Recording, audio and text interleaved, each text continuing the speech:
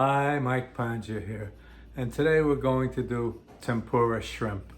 Now you can use the same idea of making tempura. You could make tempura scallops, you can make tempura vegetables. In fact, today I'm going to include tempura sweet potatoes just to augment the dish of the shrimp. I have simplified the traditional Japanese recipes where they use Japanese mayonnaise and other ingredients in with the batter. You'll see today I'm going to make a very simple batter which doesn't sacrifice the flavor. It still comes out really nice.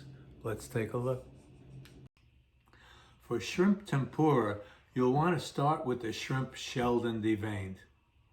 But even so, the difference in how they're shelled, that last little bit of work, makes a difference to the success of your dish. Let me show you what I mean. Often, the last little section of shell right ahead of the tail won't be removed. So what you'll do, hang on to the tail so you don't tear it off, crack that shell from the bottom, and peel it all around, hanging on to the tail so it doesn't break off, and remove that last section of shell. Now we prefer that our shrimp are not curled up once they're cooked. So we have a trick for that, and that's to put a few cuts about 3/4 of the way through along the bottom of the shrimp. And this way it'll straighten out when it cooks.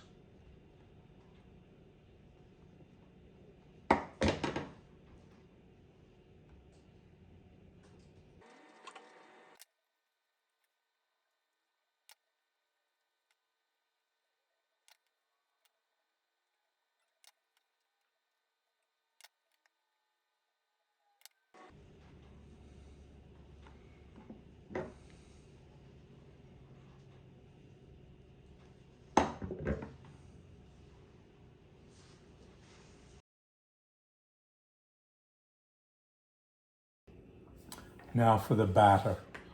All I'm using is all-purpose flour and a little bit of ice water. Despite the Colonel's 16 or 30 or however many herbs and spices he puts in his fried chicken, I'm not putting any spices at all in the flour. It doesn't make much difference. You're going to end up dipping the tempura anyway, and you'll get the flavor there. You don't really need it. So you can add a little salt and a little garlic powder if you want, play with it a little, but you don't really need it. So we trickle in a little bit of ice water. What we're looking for is a very thick mix, similar in consistency to mayonnaise. Okay, it's a little too thick, so we trickle in a little more ice water. That's a nice paste now. We want it a little thinner. Be careful, you want to add the ice water very slowly because you don't want to make a soup out of it. I think we're close. One more and that should do it. It's not a disaster. If you or I have added too much, we could always put a little more flour in. This looks all right. It's coming okay. Okay, it's about how I want it. About like mayonnaise, or perhaps just a little thicker. Ready to cook. Now, hold them by the tail.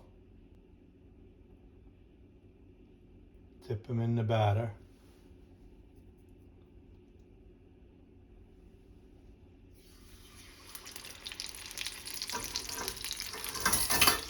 Have my spatter shield ready.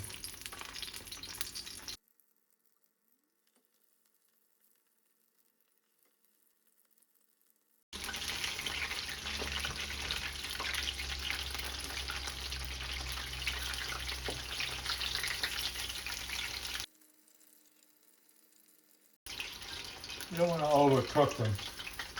Just give them about a minute or so. You want the shrimp to remain succulent.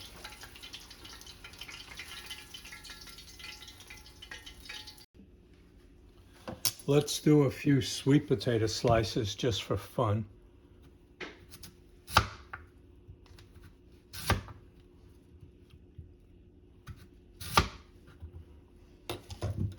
Well, that's all I have peeled, so that's all we're going to do. These need more time than the shrimp.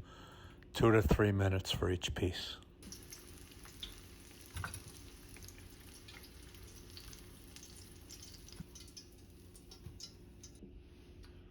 We can make a nice dipping sauce for our tempura by mixing about half soy sauce and half mirin.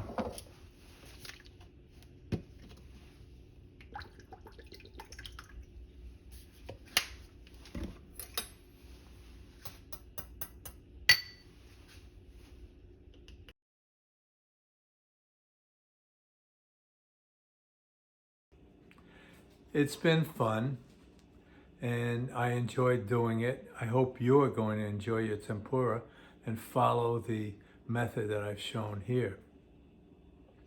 I hope also that you'll be willing to share this video with other friends and family that you think might be interested in food and cooking and videos and stuff that I do here.